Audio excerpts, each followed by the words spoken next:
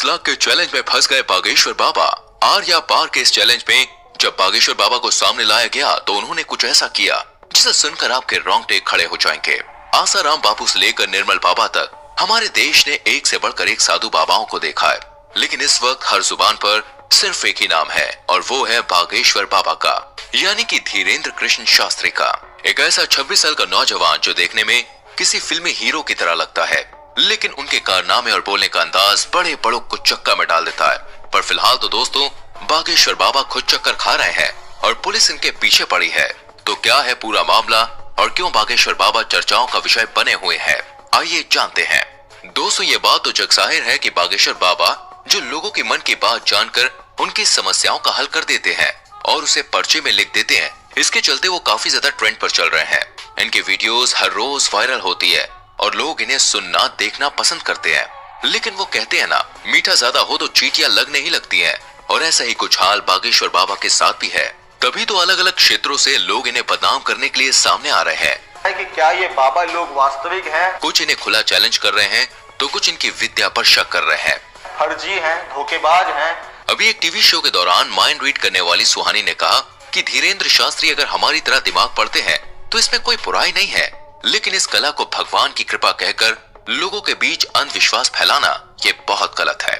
और बात यहीं पे खत्म नहीं होती है। महाराष्ट्र में अपने एक कार्यक्रम के दौरान जब धीरेन्द्र शास्त्री नागपुर पहुंचे तो वहां की कमेटी ने इनके ऊपर अंधविश्वास फैलाने का आरोप लगाया और खुलेआम ये चैलेंज किया कि आप जो जादू और चमत्कार लोगों के सामने अपने धाम में दिखाते हैं वही चमत्कार आप हमारे सामने दिखाइए। अगर आप सही हुए तो आपको हम 30 लाख रुपए देंगे। अच्छा, लेकिन कमेटी वालों का कहना है कि धीरेन्द्र शास्त्री इस चैलेंज से इतना ज्यादा डर गए हैं कि वो वापस लौट गए। इसके बाद महाराष्ट्र की उस कमेटी के श्याम मानव ने धीरेन्द्र शास्त्री के खिलाफ पुलिस कार्रवाई की मांग की। धीरेन्द्र कृष्ण महाराज कंप्लेंट दी थी एसीपी नागपुर के, और कहा कि पुलिस अगर कार्रवाई नहीं करेगी तो वो लोग आंदोलन करेंगे, क्योंकि महाराष्ट्र के कानून में अंधविश्वास फैलाना बहुत ही बड़ा जुर्म माना जाता है, जिसके तहत धीरेन्द्र शास्त्री को गिरफ्तार किया जाना चाहिए। धीरे धीरे महाराष्ट्र के नागपुर से निकली ये बात पूरे भारत में फैल गई, जिसके बारे में कई सारे लोग धीरेन्द्र शास्त्री से सवाल जवाब करने लगे, जिसके जवाब में बागेश्वर धाम सरकार ने कहा है कि हम बीच में कथा छोड़कर भागे ये बोलना बंद कर दें। हमारी कथा 7 दिन तक की ही थी, डेट घोषित कर दी थी कि हम केवल 7 दिन की कथा करेंगे। लेकिन लोग विश्वास क्यों करेंगे? भारत में साधु महात्माओं की इज्जत का ऐसा फालूदा हुआ है कि चाहकर भी धीरेन्द्र शास्त्री पर विश्वास नहीं कर पा रहा था कोई। बड़ी बड़ी मीडिया कंपनी लगातार उनके चमत्कारों पर सवाल उठा रही थी और इन्हीं सारी चीजों से तंग आकर एक दिन बागेश्वर धाम सरकार ने सभी को अपने दरबार में बुलाया और कहा कि मैं नहीं बताऊंगा कि किसकी अर्जी लगी है। स्वयं छट जाइए, देखो नहीं तो विरोध होगा, नहीं तो ये कहेंगे तुझी किससे सेटिंग है। आप लोग खुद अपने लोगों को खड़ा करिएगा और मैं उनकी परेशानियां और उनके मन की बात पहले से ही कागज पर लिख दूंगा। और आप जिसको बहन जी लेकर आएंगे उसी का पर्चा ये निकलेगा। और जब ये चीज हुई तो हर कोई देखता रह गया। आपने अपनी समस्या बताई थी क्या? अपना नाम बताया था क्या? क्योंकि बागेश्वर धाम सरकार ने वाकई में सारी सच्चाई पहले से ही लिख रखी थी। बिल्कुल सही है, बिल्कुल सही। किसी को यहाँ बताया था? नहीं, मैंने ये सब कुछ देखने के बाद लोगों की बोलती बंद हो गई। लेकिन बागेश्वर धाम सरकार के ऊपर उठने वाले सवालों का सिलसिला अभी खत्म नहीं हुआ। इनकी कही हर एक बात को लोग विवाद बनाकर खड़ा कर देते हैं और ये बात सच भी है। आज बागेश्वर धाम सरकार इतना बड़ा नाम बन चुका है कि जो कोई भी इनका नाम लेता है वो खुद ही फेमस हो जाता है। बड़े बड़े न्यूज चैनल घंटों केवल इन्हीं के बारे में बात करते हैं और लोग बड़े मजे से सुनना देखना पसंद करते हैं। अभी कुछ समय पहले जब बागेश्वर धाम सरकार ने बुलडोजर चलवाने की बात कही थी तब भी काफी ज्यादा कंट्रोवर्सीज खड़ी हुई थी, जिसके बारे में एक इंटरव्यू में जब धीरेन्द्र शास्त्री से पूछा गया तो उन्होंने बड़े साफ शब्दों में कहा कि धर्म और ईश्वर उनके माता पिता के समान है और अगर कोई उनके माता पिता पर पत्थर मारेगा तो वो भी शांत नहीं रहेंगे। धीरेन्द्र शास्त्री की इन बातों से साफ जाहिर होता है कि वो लोगों के सामने किसी फिल्टर के साथ नहीं आते हैं, बल्कि जो अंदर से है वो बाहर से भी दिखाते हैं। तभी तो ये आए दिन विवादों में घिरे रहते हैं और कुछ लोग तो ये सोच कर ही हैरान है कि आखिर एक 26 साल का नौजवान शख्स इतना ज्यादा लोकप्रिय कैसे हो गया। कैसे करोड़ों लोग आज उसके भक्त हैं और उसके धाम पर लोगों की लंबी लाइन लगी रहती है। तो दोस्तों इसका सीधा सा जवाब है ईश्वर की कृपा। जी हाँ, वो कहते हैं ना, ऊपर वाला अगर किसी पर मेहरबान हो जाए तो मिट्टी भी सोने में बदल जाती है।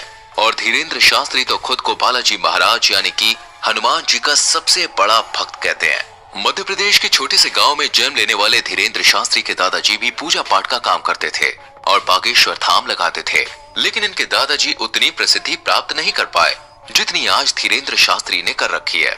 इनके पास कुछ ऐसी शक्तियां हैं जिनकी मदद से आज ये सामने मौजूद व्यक्ति के बिना बताए ही उनकी परेशानियों को समझ जाते हैं और उसे पर्चे में लिख देते हैं। बागेश्वर बाबा ये तक समझ जाते हैं कि सामने वाला सच कह रहा है या फिर नहीं। उनके द्वारा पर्चे में लिखा गया एक एक शब्द 100% सत्य होता है, जिसका सबसे बड़ा प्रमाण यह है कि आज तक इन्हें कोई भी झूठा साबित नहीं कर पाया है। मीडिया से लेकर पुलिस वालों तक लोगों ने इनके खिलाफ खूब बातें की, लेकिन उन बातों को साबित करने की हिम्मत आज तक किसी में नहीं हुई। असल में होता यह है कि जिस किसी भी शख्स की अर्जी को बालाजी सरकार स्वीकार कर लेते हैं, उस व्यक्ति को या तो उसके परिवार के किसी भी व्यक्ति को लगातार 2 दिन सपने में बंदर नजर आते हैं। और ये कोई कहीं सुनी बात नहीं है दोस्तों, बल्कि जितने भी लोग अर्जी लगाने आते हैं उन्होंने खुद इस बात को स्वीकार किया है।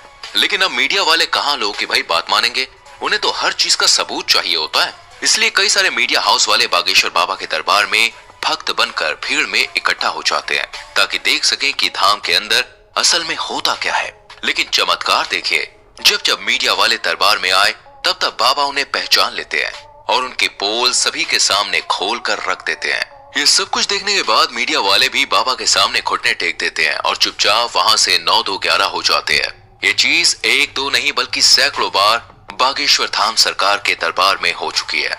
बागेश्वर धाम एकमात्र ऐसा धाम है जिसने साइंस और टेक्नोलॉजी के भी होश उड़ा कर रख दिए हैं और लोग अभी भी सोचने पर मजबूर है कि आखिर ये सब कैसे हो सकता है।